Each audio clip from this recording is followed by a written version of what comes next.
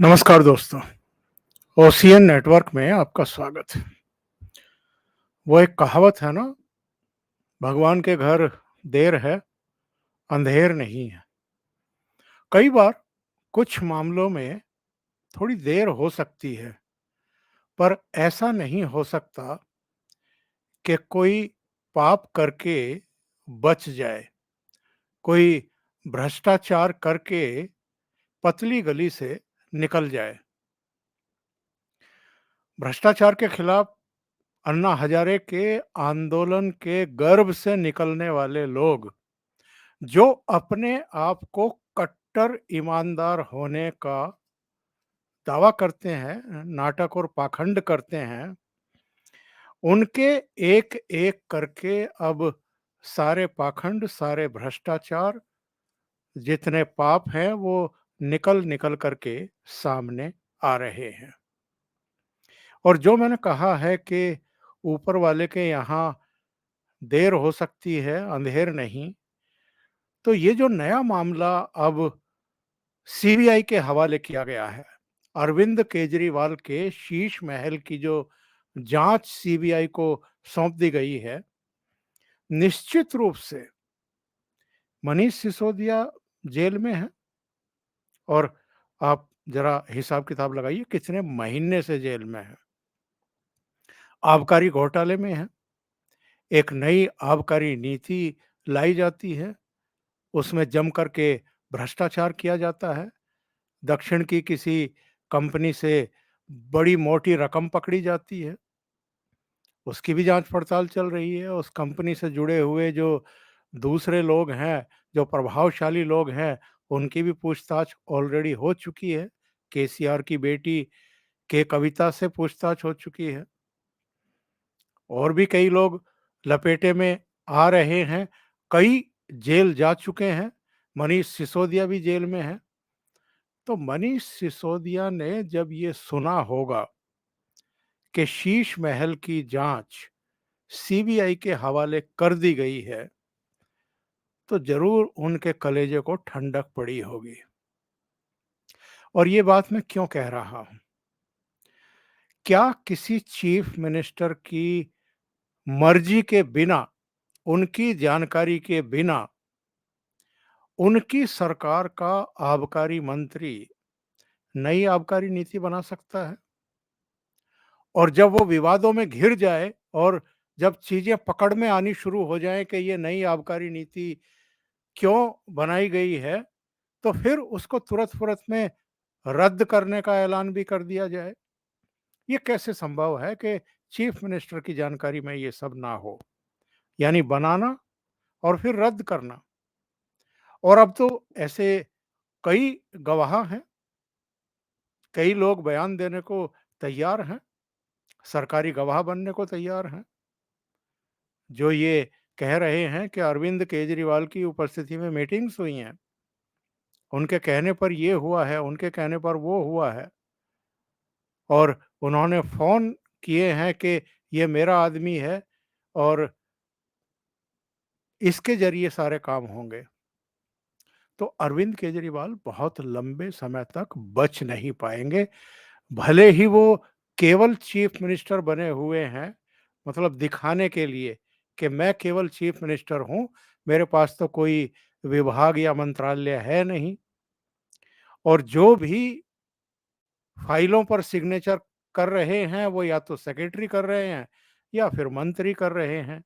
तो मुख्यमंत्री तो कर नहीं रहा है। तो अगर अलग-अलग मंत्रालयों में घपले घोटाले हो भी रहे हैं, तो चीफ मिनिस्टर पर तो कभी आँच आएगी नहीं। ये सब सोच कर के बहुत चालाकी के साथ, बहुत शाणेपन में इन्होंने शुरू से ही कोई विभाग अपने पास नहीं रखा। भई जेल जाना है तो सत्येंद्र जैन जाए या मनीष सिसोदिया जाए, या अब उनकी जगह जो अब आए हैं और कार्यभार संभाले हैं, सौरभ भारद्वाज है, आतिशी मार लेना है। अगर आगे जाकर के उनके विभागों में कोई चीज़ पकड़ में आती है, जाँच पड़ताल होती है, भ्रष्टाचार साबित होता है, तो अरविंद केजरीवाल क्यों जाएगा जेल? ये लोग जाएँगे।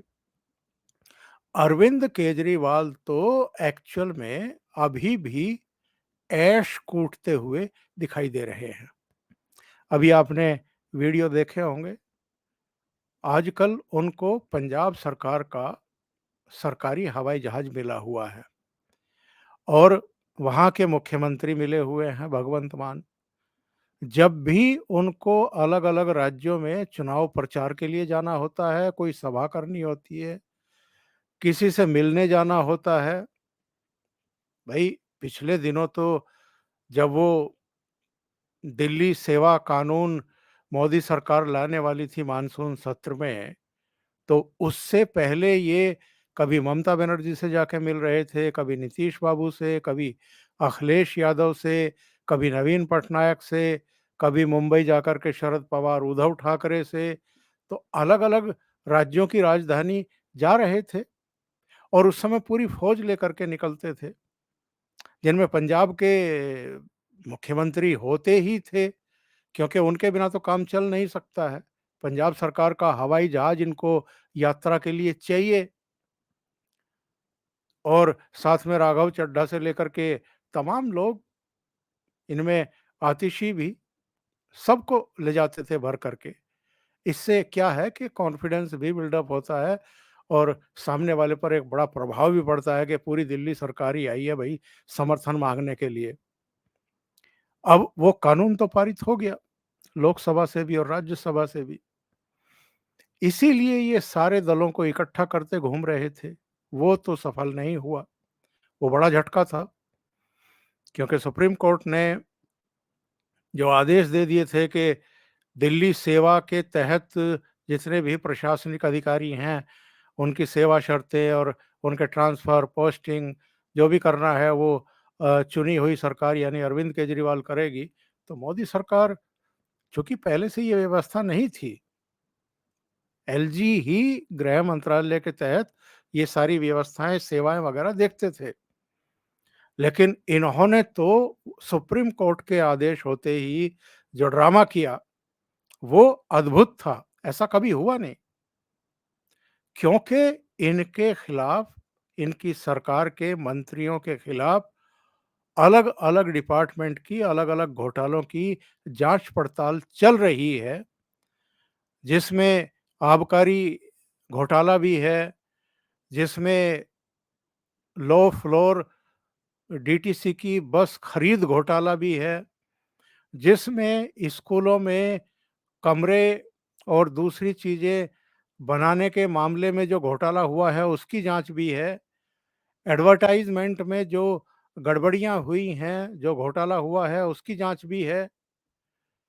इसके अलावा भी कई मामले हैं और जो विजिलेंस डिपार्टमेंट है, वो इन सारी चीज़ों की निगरानी कर रहा था, उसके मार्गदर्शन में सारी जाँच-पड़ताल चल रही थी।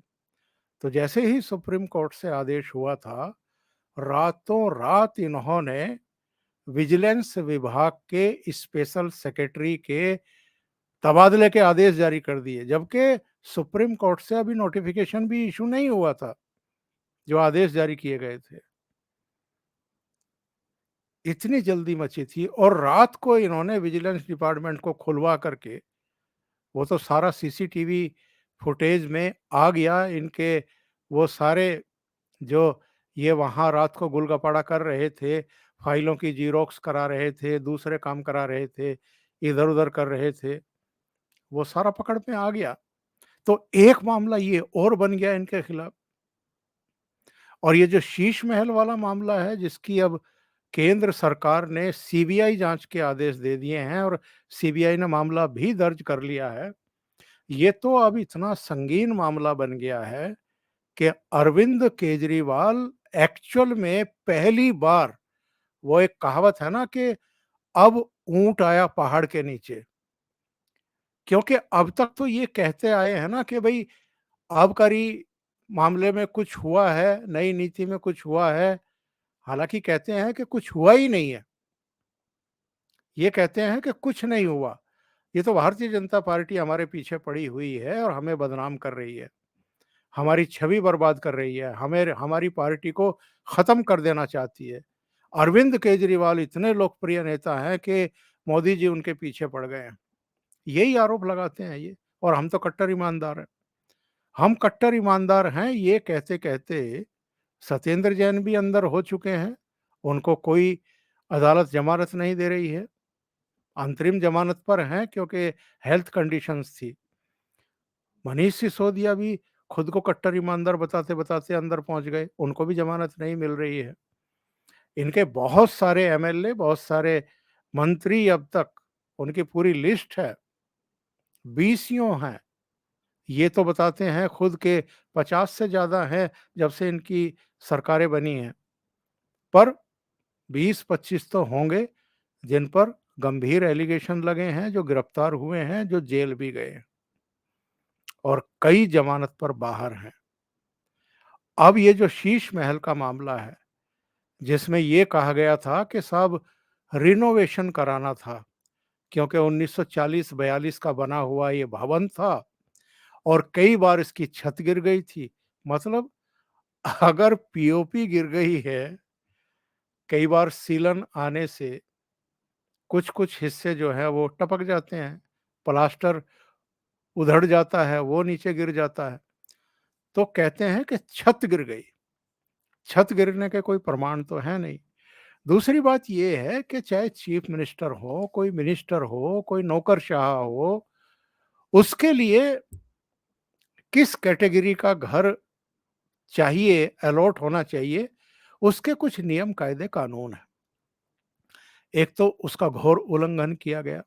दूसरे, अगर वो खराब कंडीशन में घर था भी, अलबत्ता तो था नहीं, अगर था भी तो उसकी कोई रिपोर्ट नहीं बनवाई गई, कोई रिपोर्ट नहीं आई।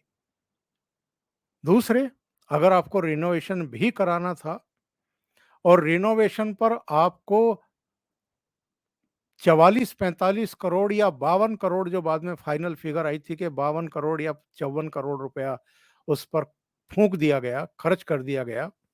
8-8 लाख के पर्दे, मार्बल पता नहीं किसने का, उसका डिटेल आया है, तो वो कई बार आप लोग सुन चुके हैं।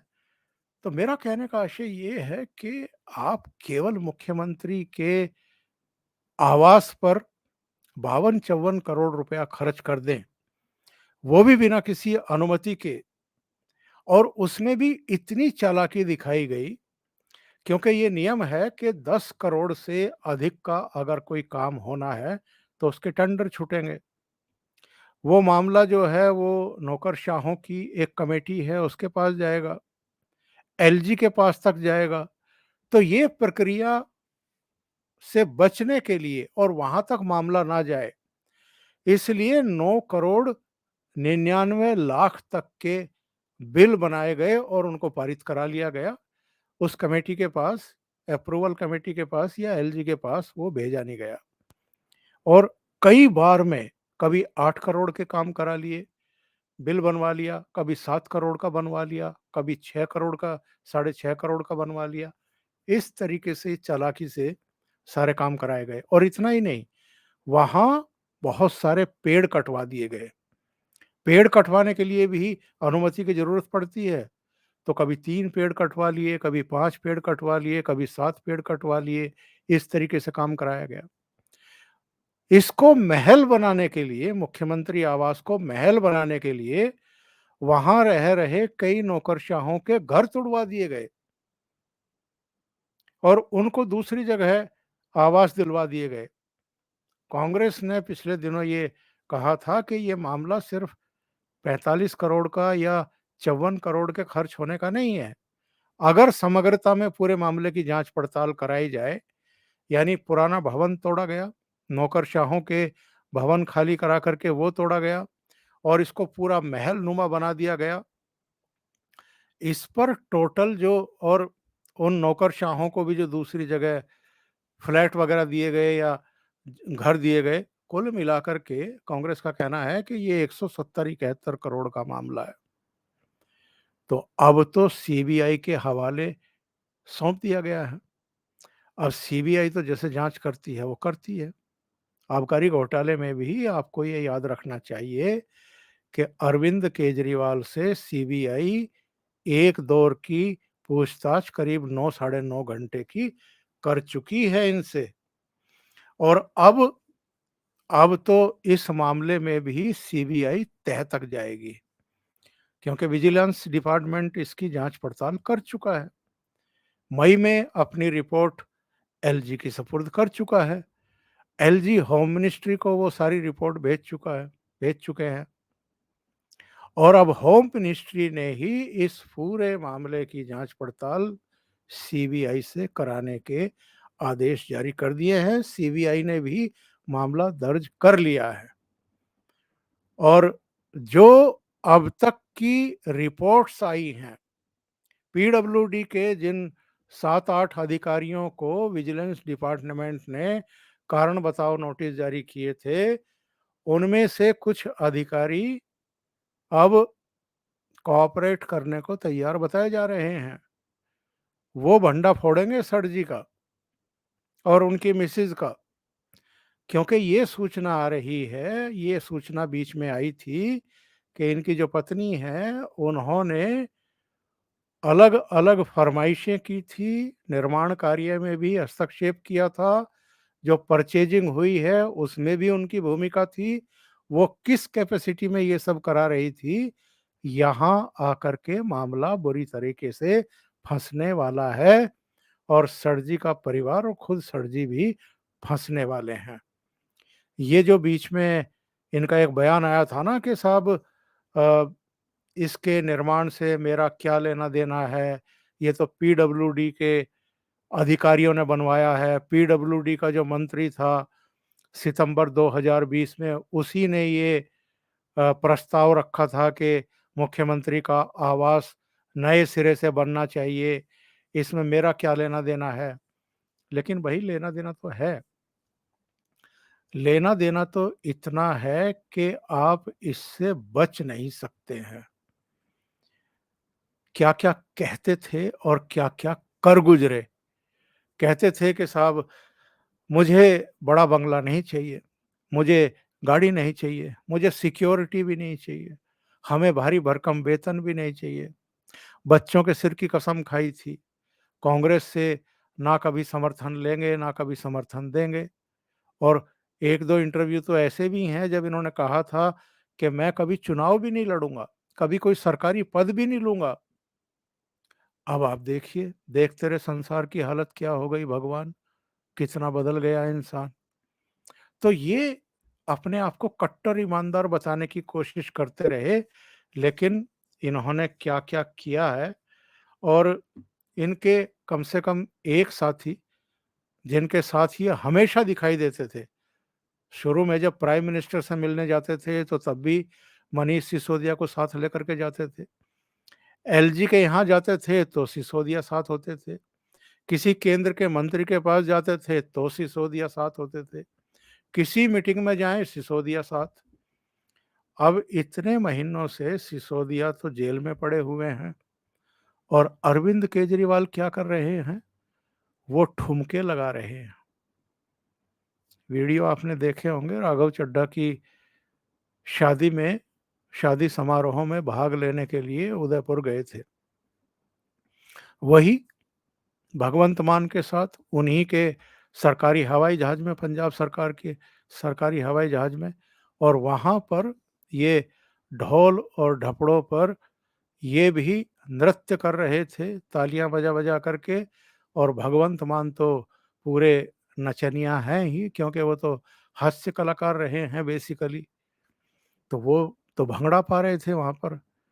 तो इनको कोई चिंता नहीं है, मनीष सिसोदिया जेल में सड़ रहे हों तो सड़ रहे हों, लेकिन इनकी मस्ती में कोई कमी नहीं है।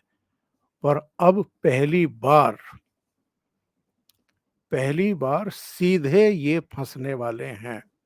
अब तक तो ये कह रहे थे कि जी आबकारी घोटाला अगर हुआ भी है तो आबकारी मंत्री जाने, अगर स्कूलों के भवन के निर्माण में कुछ गड़बड़ी हुई है तो शिक्षा मंत्री जाने या वित्त मंत्री जाने, जो भी हैं।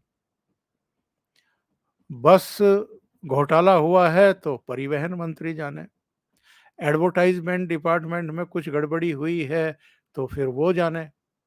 मैं तो चीफ मिनिस्टर हूँ जी, मेरे तो किसी फ़ाइल पे साइन नहीं है।